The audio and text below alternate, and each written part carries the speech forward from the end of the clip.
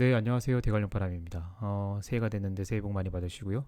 앞선 영상에서 말씀드린 대로 이 JP모건 헬스케어 컨퍼런스 관련 기업들을 간의 수공업 이 정신으로 해서 계속 톱어보도록 하겠습니다.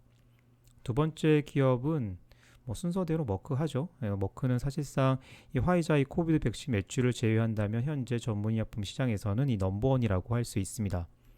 미국 머크는 이번 JP모건 헬스케어 컨퍼런스의 CEO와 연구개발 책임이 참석을 해서 회사의 프레젠테이션을 이어갔습니다. 랍 데이비스 회장은 2022년 머크가 이 코비드 치료제인 라게브리오를 제외하고도 보시는 것처럼 25% 성장을 이어갔다고 이야기했습니다. 이거 정말 대단한 거죠. 이 500억 달러가 넘는 비즈니스인데 15% 성장을 한다는 건 무지막지하게 성장을 하고 있다는 겁니다. 물론 그 중심에는 이 키트루다를 위시한 항암제 파트와 백신 사업 그리고 다른 빅팜은 가지고 있지 않은 동물의약품 사업부 여기죠. 여기도 한몫을 하고 있습니다. 주요 제품별 매출을 보면 키트루다는 매출 규모가 100억 달러가 넘는 제품임에도 불구하고 2022년 3분기까지 28% 성장이라는 폭발적 성장을 이어가고 있고요. 아스트라제네카와 공동 판매하는 난소암 치료제인 림파자와 그리고 에이자이와 공동 판매하는 렌비마도 이 견조한 상승을 이어가고 있습니다. 여기 렌비마는 이 갑상선암이나 절제 불가능한 간암 그리고 진행성 그 신세포암이죠. 신장암이겠죠. 여기에 쓰는 약제죠. 네, 이걸 조금 자세히 보면 2022년 키트루다의 매출이 200억 달러를 넘어서게 되는데 이 매출은 많은 시장 조사 기관들이 2025년에나 이 달성할 매출로 추정을 했었어요. 그런데 빠르게 조기 달성하게 된 거죠. 2025년이 되면 제 생각에는 300억 달러의 매출을 넘지 않을까 저는 그렇게 생각을 하고 이 특허가 만료되는 2028년경에 가면 정말 의약품 역사상 이 전임미답의 매출 고지에 오르지 않을까 합니다. 역사상 가장 성공한 의약품에 오를 가능성이 매우 농후하죠. 재미있는 건 랍 데이비스 회장도 이야기했듯이 거의 연금처럼 매출 부스팅 역할을 하고 있는 이 백신 사업의 대표 주자인 이 자궁경부암 백신인 이 가다실도 3분기까지 35%가량 성장을 하면서 놀라운 매출 성장을 이어가고 있어요.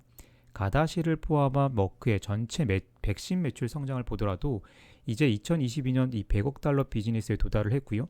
머크는 2030년까지 백신 매출을 210억 달러까지 끌어올린다고 하는데 지켜봐도록 해야 되겠습니다. 여기서 더불어 성장을 하겠다는 거죠. 동물의약품 사업부의 경우도 참 재미있는 게 예전에 이 화이자 같은 회사도 그랬지만 이 대부분의 제약이나 화학회사들이 이 동물의약품 관련 비즈니스를 분사를 시켰었는데 머크는 계속 보유하고 있죠. 최근 들어보면 점점 반려동물 관련 의약품 수요가 늘고 있는데 빅팜 중에는 머크만이 가지고 있는 히든카드이니만큼 이 차별화 포인트로 지켜봐야 할 것 같습니다. 2028년 이 키트루다의 특허 만료에 대비해서 여러 가지 대비책을 준비하고 있다며 발표한 슬라이드인데요. 구체적으로 쪼개보면 다음과 같이 혈액암부터 ADC 그리고 RNA까지 투자를 지속하고 있습니다. ADC의 경우에는 이미 미국 머크는 미국 시젠과 대형 약제 라이선스 계약을 진행을 했고 지분 투자까지 하고 있죠. 이 파이프라인으로 한번 넘어가 볼게요.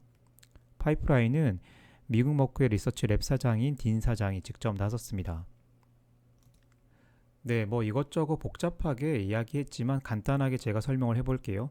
누가 뭐라고 해도 지금 미국 머크는 키트루다를 빼놓고는 설명을 할 수 없는 회사이기 때문에 키트루다 전략이 그들에게도 매우 매우 중요합니다.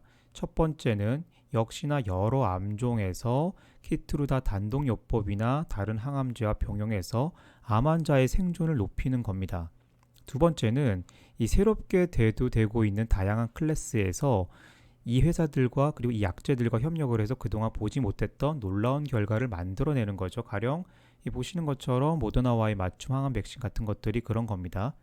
그리고 항암제에서 이 보메뎀스타트와 같이 미국 모크도 이제 본격적으로 혈액암 시장으로 뛰어드는 것이고 그리고 이미 기존에 있던 면역 항암제가 한 병용이나 이 새로운 클래스의 면역 항암제와 병용 임상 등으로 이 제품 라인업을 확대하는 겁니다. 마지막으로 세포치료제 등과 같이 새로운 모다리티를 장착하는 것인데 이 부분에 있어서는 조금 부정적이에요. 저는 이야기는 나중에 한번 더 하도록 하겠습니다. 다음으로 이번 컨퍼런스에도 강조가 된 모더나와의 흑색종 환자에서의 키트루다 그리고 mRNA 사이로칠의 임상 개발입니다. 이미 임상 2상에서 이 놀라운 결과를 도출했기 때문에 올해 들어가는 3상 임상 자체가 하나의 모멘텀이 될 것이고, 이것이 중요한 것은 역시나 이들이 시장이 무지하게 큰, 예를 들어서는 미소세포 폐암 같은 이런 시장 등으로 추가 확대를 바라보고 있기 때문입니다. 그리고 이번 컨퍼런스에서 미국 머크의 중요한 내용인데, 머크는 곧 미국 심장학회에서 이 소타터셉터의 임상인 스텔라 임상 결과를 발표하게 됩니다. 그런데 이게 그런가 보다 하고 넘어가면은 안 되는 게, 옆에 여기 제가 그대로 옮겨놨지만 정말 머크가 다시 이 심장 대사 관련 이야기를 한 게 얼마 만인가 모르겠어요. 네, 갑자기 삼천포로 빠지는 것 같지만 예전에 제가 머크 관련 영상에서 언급을 했죠. 이 머크는 연구개발 총괄 전임자인, 이 보시는 로저 펄미터 박사님, 제가 좋아하는 분이죠. 집념의 사나이. 그리고 이분 다음으로 이 후임이 이 딘 리 사장인데요. 이분이 바로 순환기 내과 의사라고 이미 말씀을 드렸습니다. 저는 사실 기업사적으로나 그리고 역사적으로 기업의 발전과 쇠퇴를 바라보는 편이기 때문에 여기서 많이 놀랐었는데요. 그간 업계는 거의 10년 이상 이 돈이 되는 순환기 약제는 이제 거의 다 나오지 않았냐, 더 이상 순환기로는 이 매출 확대가 힘들다라는 분위기가 이 제약업계의 팽배해 있었습니다. 그렇기 때문에 모두가 항암제가 이 블루오션이다라는 조류가 강했어요. 그렇기 때문에 지금 모든 회사들이 계속 항암제 하고 있는 거예요.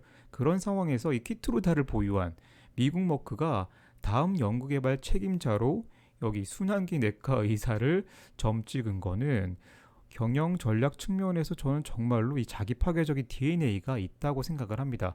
대부분의 인간 집단이 모두 흥망성쇠를 겪게 마련인데, 기업을 한정해서 생각하면 이 망과 이 쇠를 피하고 지속적으로 성장 발전하려면 이 자기 파괴적인 기능이 저는 있어야 된다라고 봅니다. The cardiovascular and circulatory system represent our major engine in our bodies. 네, 엔진 아닙니까? 어찌되었던 심혈관 질환이야말로 여전히 가장 많은 환자가 발생하고 있고, 또 가장 많은 사망자를 내는 질환이기 때문에 이쪽으로 다시 전략적으로 눈을 돌린다는 건 투자 시 정말 중요한 포인트입니다. 저렇게 큰 회사가 저런 전략적 판단을 할 수 있다는 자체가 눈에 보이진 않지만 굉장히 중요한 거예요. 투자자에게는 정말 중요합니다. 키트루다 매출이 폭발적으로 성장을 하면서 머크는 이제 키트루다의 자원을 집중 투하하면서도 이 밸런스 시세 여유가 생기고 있고요. 그러한 자원을 가지고 미래 먹거리 발굴에 투자를 굉장히 많이 하고 있습니다. 자, 그럼 여기까지고요. 다음으로 질의응답 세션에서 나왔던 내용 중 챙겨봐야 할 부분에 대해서 한번 보도록 할게요. 현금 흐름과 관련한 부분인데 중요한 내용이죠. 자원 배분을 어떻게 할 것인가, 이런 질문인데, 가장 좋은 건 역시나 지속 성장을 위해서 비즈니스에 재투자하는 것이고, 그러한 가치를 창출하지 못하면 배당을 늘리거나 아니면 남는 현금 흐름을 어떻게 효율적으로 사용할지 결정하겠다는 겁니다. 기회를 만약 보지 못한다면 주주에게 현금을 돌려줄 것이다 라고 이야기를 했습니다. 본인이 우선 머크의 최고 재무 책임자 출신이니만큼 앞으로 머크의 배당금은 전임 회장인 이 캠프레이저 때와는 다르게 상당 기간 경쟁력 있게 증가되리라고 저는 예상을 합니다. 여기 이 아저씨 얼굴을 보더라도 벌써 입 보시면 숫자로 막 이렇게 윽박지르게 생겼죠. 주주한테는 좋은 일이에요. 다음으로 성장 엔진이 뭐냐고 했는데, 앞서 이야기한 대로 4개의 큰 드라이버가 있고, 백신과 동물의약품 사업의 안정성을 또 강조를 했습니다.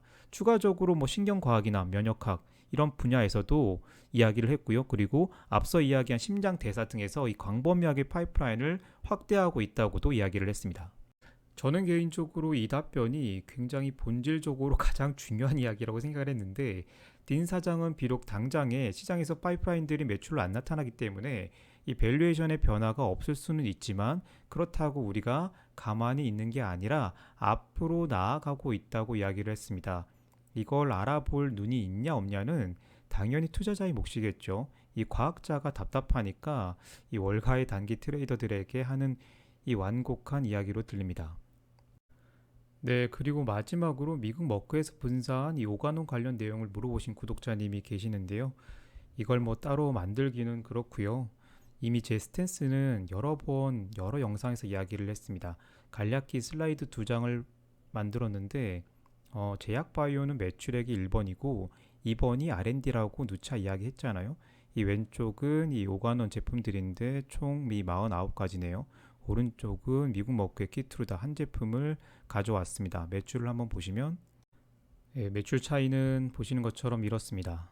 네, 우리는 한정된 자본을 가지고 있는 직장인 투자자이기 때문에 제가 생각하기에는 가장 좋은 걸 사려는 노력이 필요하다고 생각을 해요. 물론 트레이딩을 주로 하는 분들이시라면 이런 건 별로 신경 안 써도 됩니다. 그렇지만 평범한 직장인이 이 트레이딩에 목매는 거는 저는 조금 글쎄요. 별로인 인생이 될 확률이 높다고 생각을 하고요. 연구개발 비용을 보면 이 다음과 같은데 차이가 분명히 있죠. 2022년을 기준으로 보면 이 22배까지 차이가 나는데 제약 바이오에 있어서 연구개발은 말 그대로 파이프라인 즉 혈관 같은 건데 이 파이프라인의 투자 이 차이는 장기적으로는 큰 차이를 가져올 수 있습니다. 이 한정된 자원을 어떻게 투자할 것인가는 바로 투자자의 몫이라고 생각을 합니다. 물론 저는 여기 오가논에 다니고 있는 지인들도 많고 오가논 제품도 좋아하지만 투자자 입장에서는 좋은 판단과 선택을 해야 합니다. 네, 그러면 주가를 한번 보는 것으로 마무리하도록 하겠습니다. 네, 현재 머크의 주가가 한 110달러 정도 되죠. 주가 수익 비율로 본다면 한 20배 정도 받고 있을 텐데 이 가격이 비싸냐 한다면 뭐 엄청나게 비싼 가격은 아니잖아요. 우리가 다 아는 것처럼. 그렇지만 저한테 그러면 살래라고 했을 때 저는 이 가격에는 지금 별로 사고 싶은 마음이 별로 없고요. 앞서 이 키트루다 매출 이런 부분들이 여기에 많이 반영이 되어 있기 때문에 이전에 샀으면 샀지 지금 와서 또 이걸 산다라는 거는 저는 잘 하지 않는 그런 일이라고 보고요. 조금 기다려 보겠습니다. 뭐 설령 주가가 계속해서 막 쭉쭉 올라서 뭐 150달러 가거나 200달러 가도 뭐 저하고는 별로 상관이 없는 일이잖아요. 제가 잃어버린 건 없으니까 대신에 기다리는 거는 제가 충분히 할 수 있는 일이기 때문에 좋은 가격에 살려고 노력을 자꾸 할 것 같고요. 현재 가격에는 저는 안 사고요. 만약에 산다라고 하면 적어도 이 시가 배당률이 3%가 넘어가는 그 지점은 돼야 되지 않을까 싶어요. 이 JP모건 관련된 영상을 계속 만드는데 빡세네요. 그래도 하나씩 놀면서 계속 해보도록 하겠습니다. 시장에서 항상 장수하세요. 새해 복 많이 받으시고요.